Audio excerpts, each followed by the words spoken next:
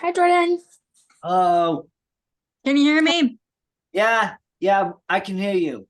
Sarah's kind of in a spot where it's like she was able to avoid thunderstorms and such.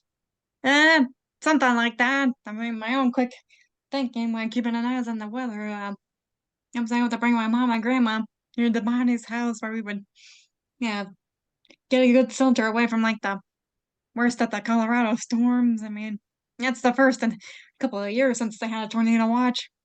Really? Yeah, it's like Texas stuff. I didn't think they had tornadoes in Colorado, but I guess they do. Yeah, there's already footage coming out about like hailstones and Centennial nearby here. I mean, it's like winter weather there. Wow. Well, I'm glad you guys are safe at Bonnie's. Are you visiting them? Yes. And also because mom wants to use the tickets for an art museum. That way, got ahead of time. Nice. Well, that's Wow. fun. And your grandma's with you too? Yeah, we were able to pick up her from the airplane hours before they grounded it and Oh, all the fleets. well, that's lucky that you got her. Well, hopefully the weather will pass and it won't be as bad as they're saying. Fingers crossed. Yeah, well, we're still in there watch, but I think do have a good window to actually do the meeting tonight. Well, Yeah, we that do. And And speaking of storms, I mean, we're going through like a yeah really stormy part of their history, aren't we, Jordan? yeah, this is pretty much the end of the line for Walt Disney, the guy. So oh, so this was the final film animated feature he produced until his death. So let's get down to the story. Before the Sword and Stone was released, story artist Bill Peet claimed to Walt Disney that the animation department can do more interesting animal characters and suggested that Rudyard Kipling's The Jungle Book could be used for the studio's next film. Disney agreed Hello, and Mango. say what? keep going. Sorry, Jordan. So Disney agreed and acquired the film rights from the estate of Alexander Korda, who had produced the 1942 film adaptation by April 1962, after having spent the previous 10 years in negotiation. And Ben Peet created an original treatment with little supervision, as he had done with 101 Dalmatians and The Sword and the Stone. Pete decided he could follow the dramatic, dark, and sinister tone of Kipling's book, which is about the struggles between animals and man. However, he also decided to make the story more straightforward, as the novel is very episodic, with Mowgli going back and forth from the jungle. Yeah. I mean, it did look like it was like a collection of stories and like a concrete kind of, you know, long build kind of serial.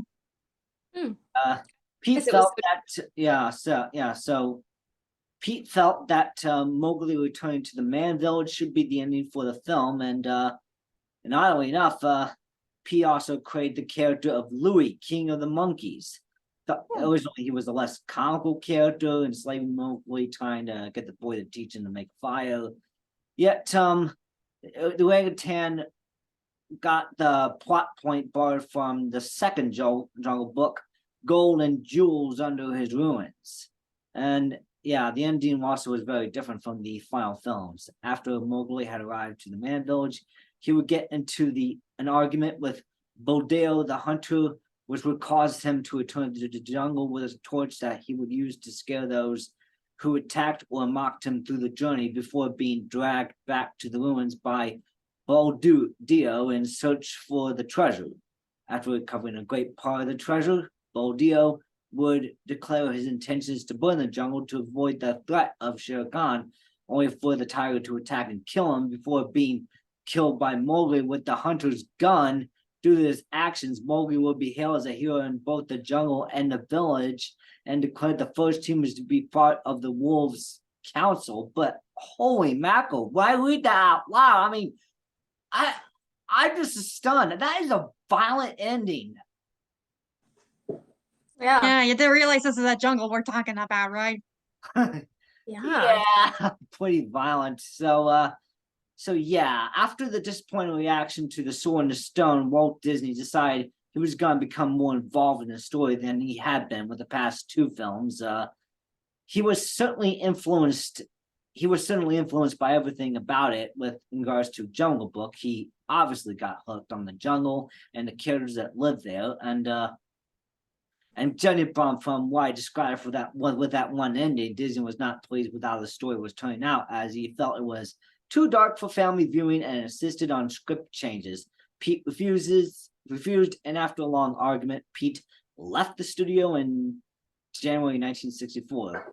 So Disney decided he was going to have Larry Clements be the new writer and one of the four storymen for the film, giving Clemens a copy of Kipling's book and telling him, the first thing I want you to do is not to read it.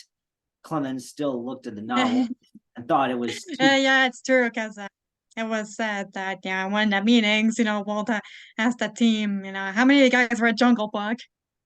And oddly enough, like awkward schoolboys, none of them raised their hands. So Walt was like, great, I'm gonna tell you, how I'm gonna do Jungle Book, and just like with Snow White before, he begins to narrate the pitch to them. Yeah.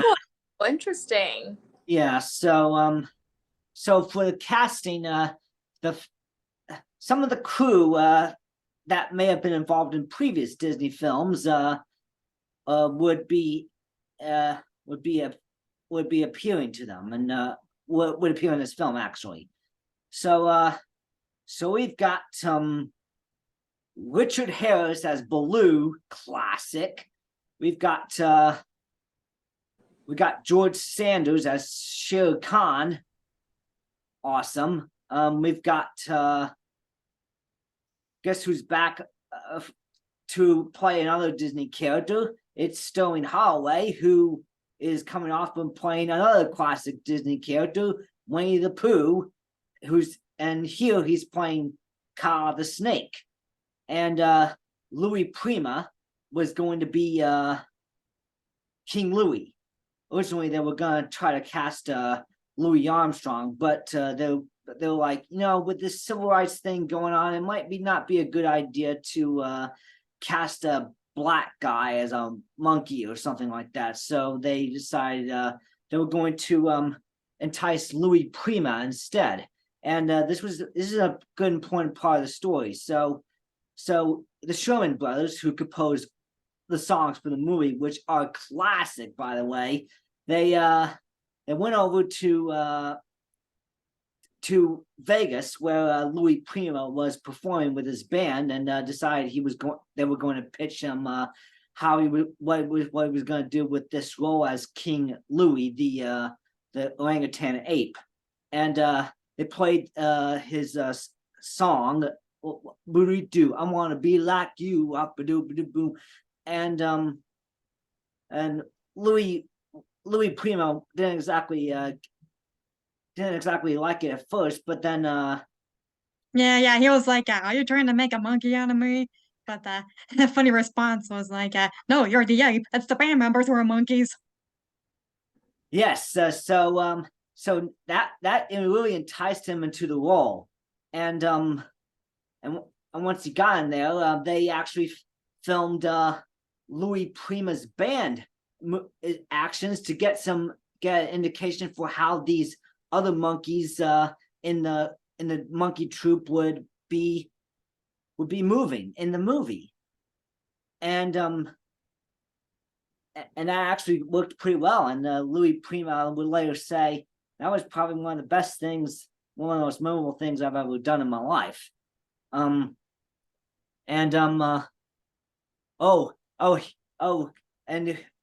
Bruce Reitherman is Mowgli, and if that name sounds familiar, he was the son of director Wolfgang Reitherman. Turns out, yeah. He's like a frequent director for the previous Disney flicks, wasn't he? Yeah, definitely. So there was only like two. There was only like two female characters in this film. Verna Felton is playing Colonel Hattie's wife, and Verna Belton was part of a lot of Disney films throughout the whole Disney age. And child actress Darlene Carr is the little girl from the village that attracts Mowgli to be pulled into the man village.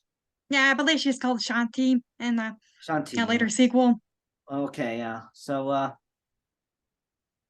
and as for the vultures themselves, originally in the book they were like grim and evil characters who feast on the dead, but Disney decided, they were gonna light it up by having the vultures bearing a physical and vocal resemblance to the Beatles, including the signature mop top haircut.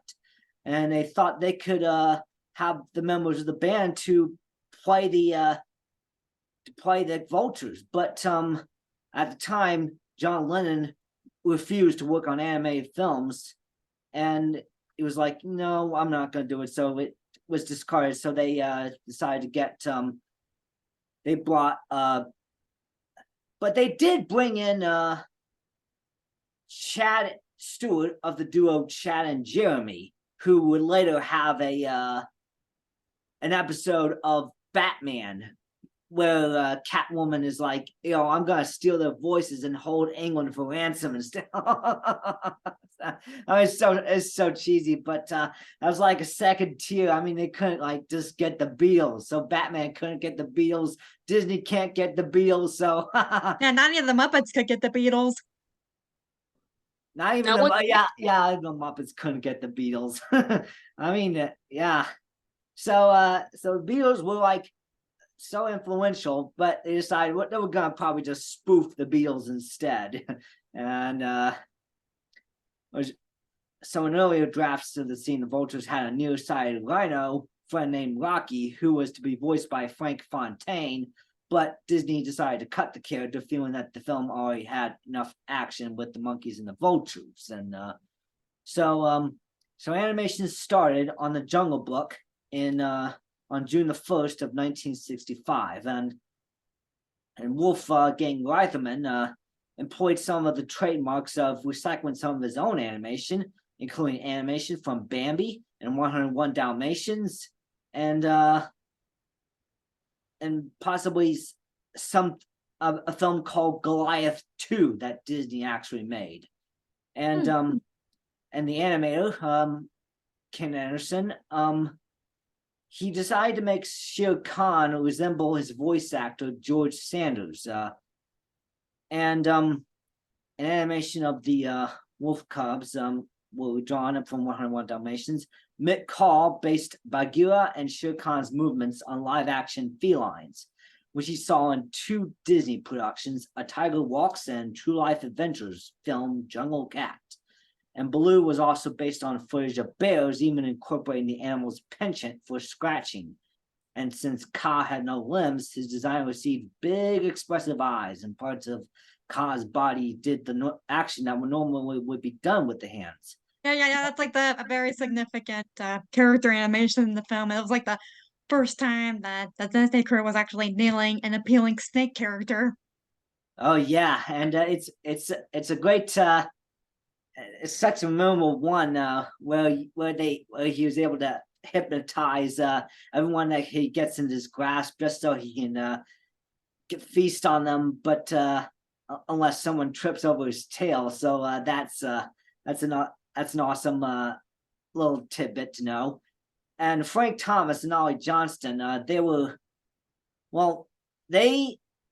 kind of sought some advice from Walt to try to work on how they were going to get a couple of things done in regards to certain scenes in the film, but they honestly didn't realize how ill he was. And I mean, it turns out all the smoking and the drinking was suddenly getting into Walt.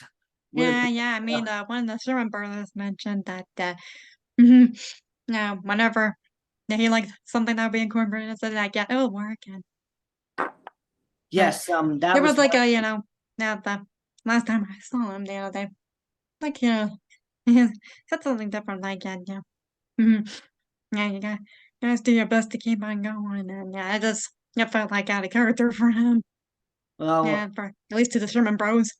yeah.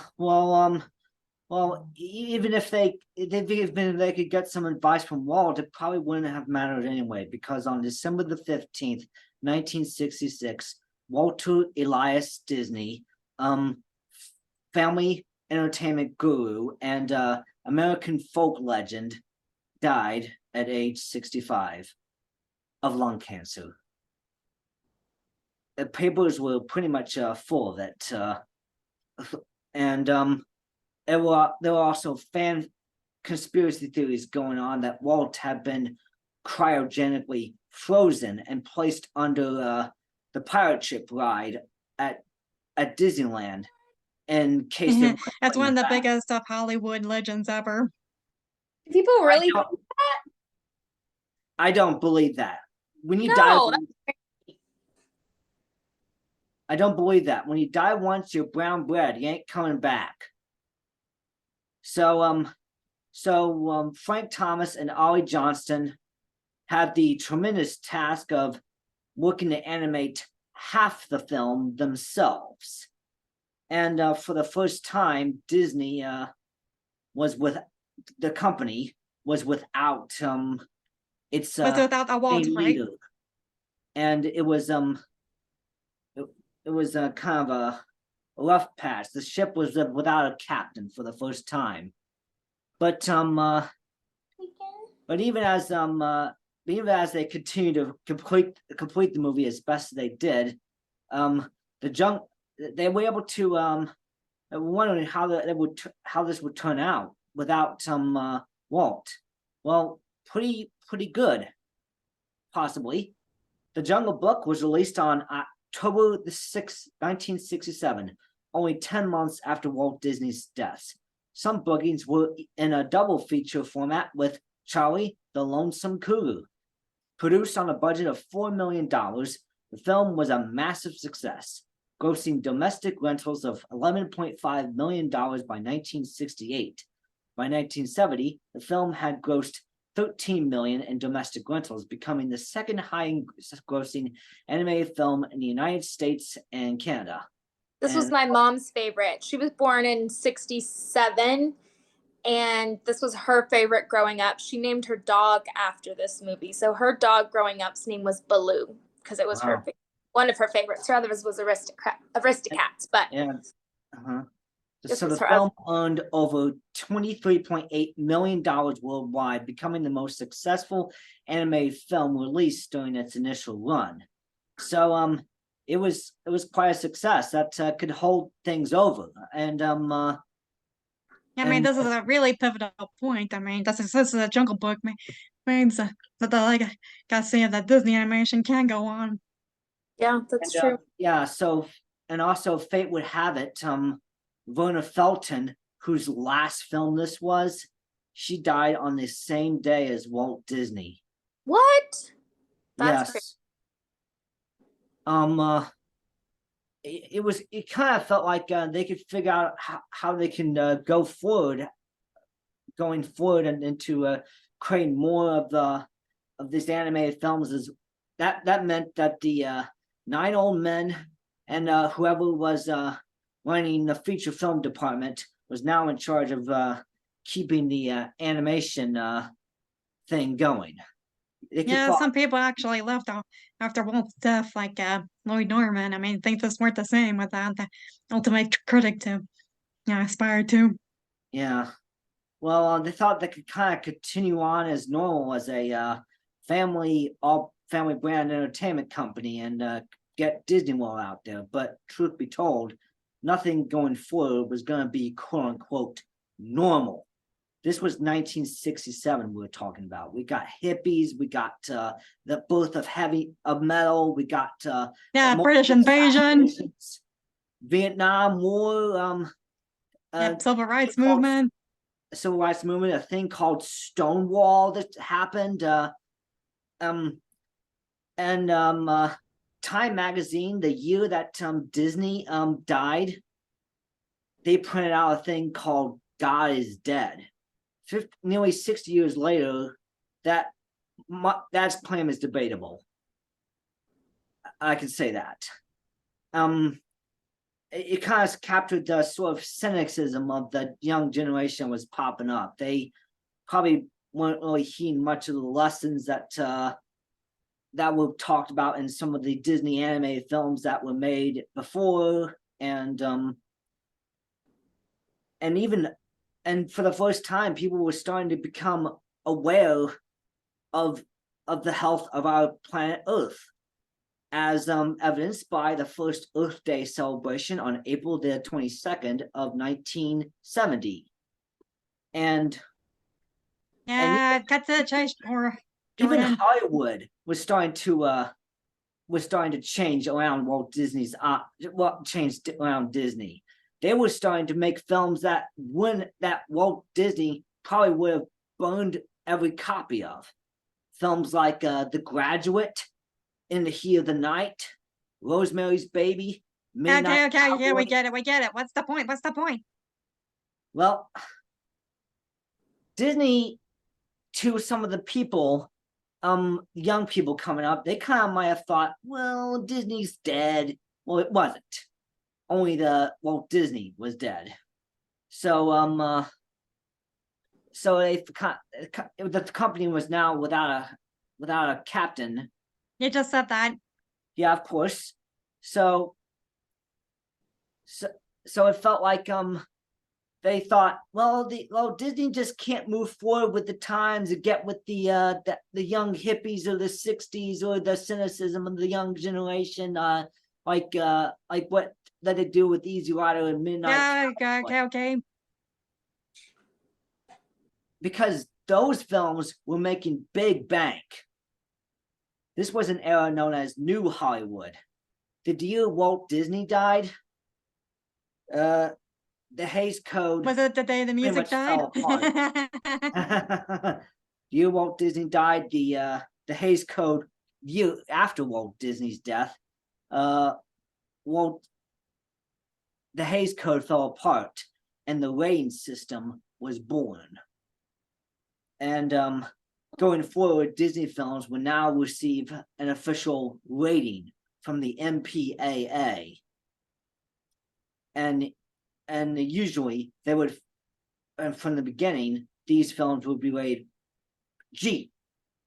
And that kind of started to get the feeling as though I think these animated films are kind of for kids or something like that. It's almost isn't like a J rating supposed to be like for the entire general audience? Yes, it is. Though people didn't think Disney Animation didn't exactly have much of a future because of the Disney World and some of the Disney live action. Yeah, you keep saying that over and over. I mean, when you gotta get to the point. That is not nice. Let Jordan finish. Well, this was what was going on at the time. Disney World would prove to be big once it opened, but then in the 70s, Disney at this point up until the late 80s went now into a period known as the Dark Age of animation. And the people who were employed at Disney during this time would eventually be crucial into leading the company to become the big media juggernaut that it is today. Pretty crazy how big it is today. Yeah, I mean, it's hard to believe that Disney made films like The Computer Wore Tennis Shoes, The Unidentified Flying Oddball. Hey Jordan, what is this the end of your speech or what? Just about. So what's coming up? Next week, Disney enters the Dark Ages or so with a movie that is proved to be a spark that will light the fire known as the furry fandom. Which movie are we talking about? Because we already covered Aristocrats the other year. This was after Aristocrats. What's coming up? What's next? The movie Yep, after never mind. We can Aristocrats. figure that out as we go along. So Okay. anyway, yeah, like I said before, I mean, this was like a pivotal movie to ensure that the legacy of the Disney animation will go on, and Yeah. Yeah. Well, and it did, didn't it? so Yeah, anyway, it yeah, certainly did. yeah. Let's see. Yeah, I'm not sure how. Sure was my grandma when we're up here. I mean, they could have told you what it would have been like for them to see the feature, because mom particularly they liked watching Jungle Book at the time. My mom did too. That's Mhm. cute. Our moms both like Jungle Book. Yeah. Some of the Kitty. people who watched Jungle Book in the theater, they as like kids or teens or something like that, they would eventually inspire them to become animators themselves. True. Okay, that's a good hint to know. So Well, sir, I hope you stay safe in this weather and send us an email. well, I'm sure it will get a lot better after tonight. So That it will. and Jordan will have to Skype on that. Different meetings schedule as well. Okay. I'll have to. You mean I'll have to go do a different schedule instead of Monday? Yeah. That's what I'll Tuesday? suggest. ASAP. Okay. Okay. But I love the Jungle Book. I think it's Me because too. as a kid it was like it was probably like the boyish nature. Like most of the characters were guys, and it kind of attracts me. Plus the cartoon sound effects and the colors and stuff. That's like, yeah, that's look at that. I mean, Yeah. Do you like her? This is my sister's puppet cat. Her name is Puppet Cat. Pebbles. Pebbles. Yeah, Yeah, Pebbles. I Kitty, love you want to Pebbles. see another kitty? I don't know Hey. where my is. Okay, Cute. so yeah. I contrary to what the Sherman brothers had in The Sword and the Stone, the songs here are classic. And since the pandemic is now over globally, and and when Baloo just came in singing his song, I just couldn't help but singing. Bare necessities, the simple bare necessities. Forget about your worries and your strife. I mean, the bare necessities are Mother Nature's recipes for the simple bare necessities of life. Good one. Yeah, I gotta go. I gotta Okay. see everybody Bye, else is guys. doing. It's always Okay, good bye. to see you and talk to you. Stay safe. Okay, Bye. later. Bye.